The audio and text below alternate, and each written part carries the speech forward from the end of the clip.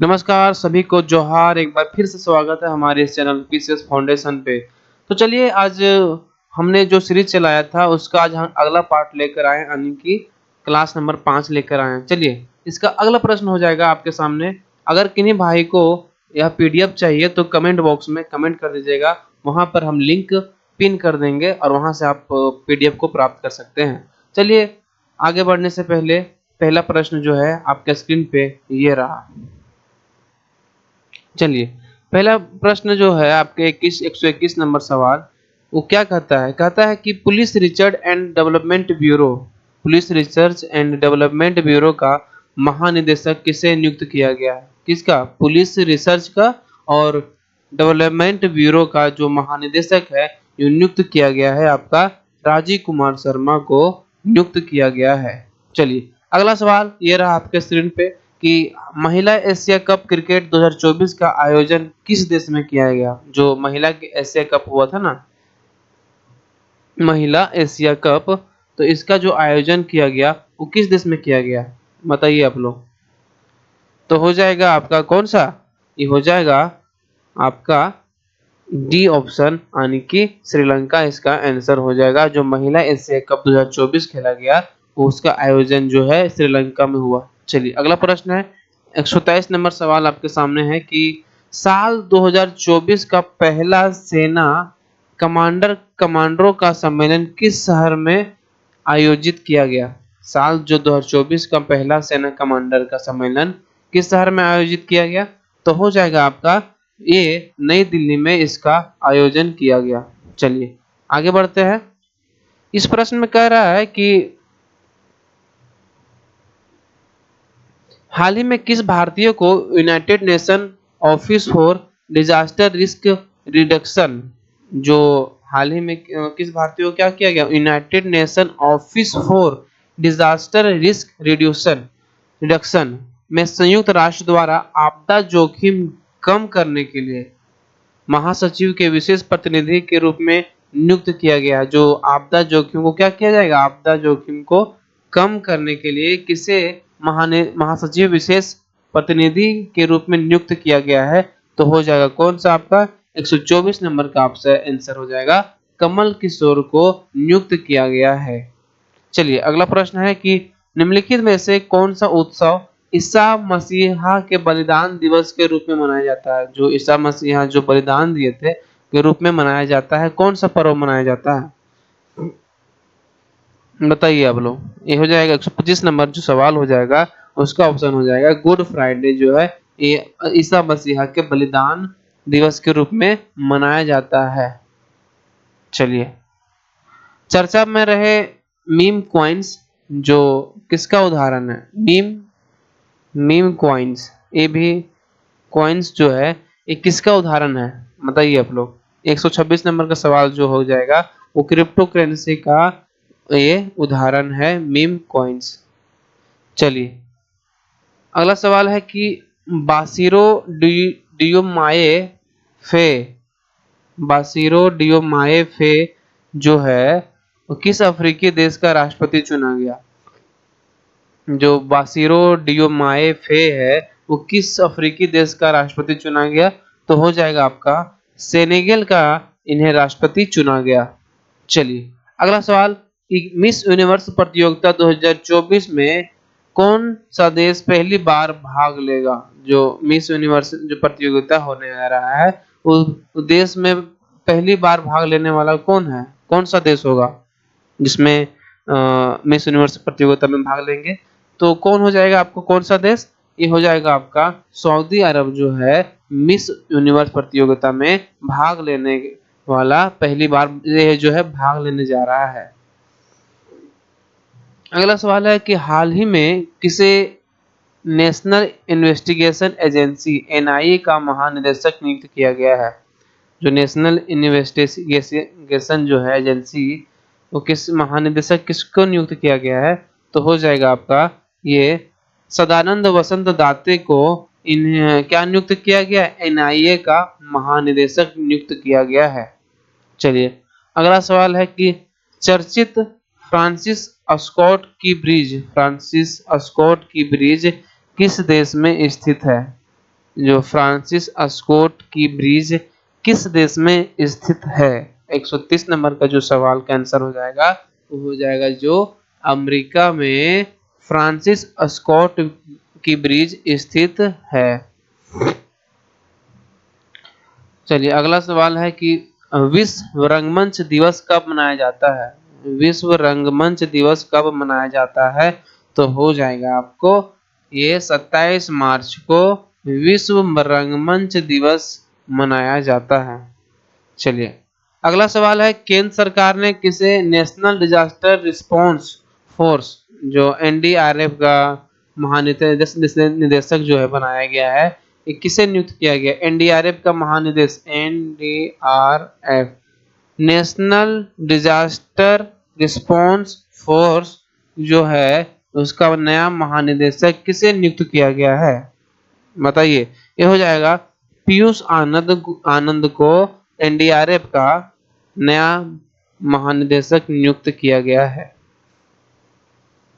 अगला सवाल है कि हाल ही में खबरों में रहा पोएम 3 मिशन जो है किस अंतरिक्ष संगठन द्वारा लॉन्च किया गया? पोएम 3 मिशन जो है किस अंतरिक्ष संगठन के द्वारा लॉन्च किया गया है? तो हो जाएगा आपका ये इसरो के द्वारा लॉन्च किया गया है। कौन? पोएम 3 लॉन्च किया गया है। पोएम 3 मिशन लॉन्च किया गया है। 48वीं अंतर संसदीय संघ की बैठक कहाँ आयोजित की जाएगी? 148वीं जो अंतर्राष्ट्रीय संसदीय संघ की बैठक होने वाली है वो कहाँ आयोजित की जाएगी? तो ये हो जाएगी कहाँ पे? ये हो जाएगा स्विट्जरलैंड में आयोजित की गई। जो कहाँ की गई? जो 148वीं अंतर संसदीय संघ बैठक का जो आयोजित की गई वो किया गया आपका स्विट्जरलैंड में। चलिए एवरीडे का ब्रांड एम्बेसडर किसे बनाया गया? किस भारतीय खिलाड़ी को बनाया गया है? बताइए। जो एवरीडे अब हम लोग बैटरी यूज करते हैं ना, उसका और भी प्रोडक्ट आता है एवरीडे, तो उसका ब्रांड एम्बेसडर किसे बनाया गया है? ये किसको हो जाएगा? तो हो जाएगा आपका नीरज चोपड़ा को एवरीडे का ब्रांड एम्बेसडर बनाया गया है। अगला सवाल है हाल ही में वर्तमान उत्तराखंड राज्य के चिपको आंदोलन के 50 वर्ष पूर्ण हुए। चिपको आंदोलन के प्रमुख नेतृत्वकर्ता कौन थे? इस साल जो है क्या हुआ ना, चिपको आंदोलन कितना वर्ष पूरा हो गया? 50 वर्ष पूरा हो गया। और ये जो इसके नेतृत्वकर्ता थे वो कौन हो जाएगा? आप इसे आप लोग सभी जानते होंगे कि इसका आंसर जो है कौन सा हो जाएगा? सुंदरलाल बहुगुणा जो है उत्तराखंड में चिपको आंदोलन का पूर्ण नेतृत्व करता थे। कौन? सुंदरलाल बहुगुणा। चलिए अगला सवाल है कि तीसरा बॉक्सिंग सब जूनियर नेशनल चैंपियनशिप का खिताब किस टीम ने जीता? जो तीसरा बॉक्सिंग सब जूनियर नेशनल चैंपियनशिप हुआ वो किस टीम ने जीता? तो हो जाएगा आपका ये हरियाणा जो है ये तीसरा बॉक्सिंग सब जूनियर का खिताब जीता है। अगला सवाल चर्चा में रहा अतुरनगरम वन्यजीव अभयारण्य कौन सा अभयारण्य? एतुरनगरम जो है वन्यजीव अभयारण्य किस राज्य में स्थित है? ये अभी चर्चा में रहा था, तो ये किस राज्य में स्थित है? हो जाएगा तेलंगाना राज्य में यह स्थित है एतुरनगरम वन्यजीव अभयारण्य। चलिए आगे बढ़ते हैं। Huron global rich list Huron global rich list 2024 के अनुसार एशिया का कौन सा शहर billionaire capital of the Asia बन गया है? Billionaire capital of the Asia जो हुरन ग्लोबल जो लिस्ट के अनुसार एशिया का कौन सा शहर जो है billionaire capital of the Asia बन गया है? तो हो जाएगा कौन सा? ये हो जाएगा आपका मुंबई जो शहर है वो billionaire capital of the Asia बन गया है। चलिए फूल बहादुर जो एक की पहला मगही उपन्यास है जिसका अंग्रेजी में अनुवाद किया गया। फूल बहादुर जो कि एक मगही उपन्यास है जिसका अंग्रेजी में क्या किया? अनुवाद किया गया। फूल बहादुर का अंग्रेजी में अनुवाद किसने किया? तो हो जाएगा आपका ये अभय को, ये जो है इन्होंने क्या किया, अभय के जो है फूल बहादुर को मतलब अनुवाद किया किसमें, इंग्लिश लैंग्वेज में। चलिए, लोकसभा चुनाव 2024 के लिए भारतीय निर्वाचन आयोग ने दिव्यांग लोगों के लिए कौन सा ऐप लॉन्च किया है? जो लोग दिव्यांग है ना, वो भारतीय निर्वाचन आयोग कौन सा ऐप लॉन्च किया है, बताइए आप लोग। ये हो जाएगा सक्षम ऐप, जो है दिव्यांग लोगों के लिए लॉन्च किया गया है, जो भारतीय निर्वाचन आयोग है उन्होंने लॉन्च किया है सक्षम ऐप को। निम्न में से किसे Indian bank association IBA, Indian bank association का अध्यक्ष चुना गया है? किसको चुना गया है? ये चुना गया है MV राव को, इसका अध्यक्ष चुना गया है इंडियन बैंक एसोसिएशन का। अगला सवाल है कि चर्चित ऑपरेशन संकल्प भारत की कौन सी सेना द्वारा चलाया गया प्रमुख ऑपरेशन है? चर्चित ऑपरेशन संकल्प भारत की कौन सी सेना द्वारा चलाया गया प्रमुख ऑपरेशन है? संकल्प बताइए आप लोग। ये हो जाएगा आपका भारतीय नौसेना के द्वारा जो ऑपरेशन संकल्प है वो चलाया गया था। कहाँ? ये भारतीय नौसेना के द्वारा चलाया गया था। चलिए, अगला सवाल है, हाल ही में इंटरनेशनल एस्ट्रोनॉमिकल यूनियन जो हुआ, जो खुदाई करती यूनियन जो है, किस भारतीय के नाम पर सूर्य और बृहस्पति के मध्य के स्थित क्षुद्र ग्रह 2005 AEX 296 का नामकरण किया गया? जो इंटरनेशनल एस्ट्रोनॉमिकल यूनियन जो है IAU, वो भारतीय के नाम पर सूर्य और बृहस्पति के मध्य स्थित, जो सूर्य और बृहस्पति के जो बीच में स्थित है ना क्षुद्र ग्रह 2005 का नामकरण किया गया है। EX 296 का नामकरण किया, तो किसने किया?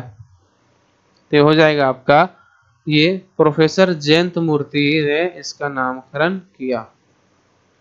चलिए, प्रधानमंत्री नरेंद्र मोदी ने जो किस देश के में Gyaltsuen Jetsun Pema Wangchuck mother and child hospital का उद्घाटन किया?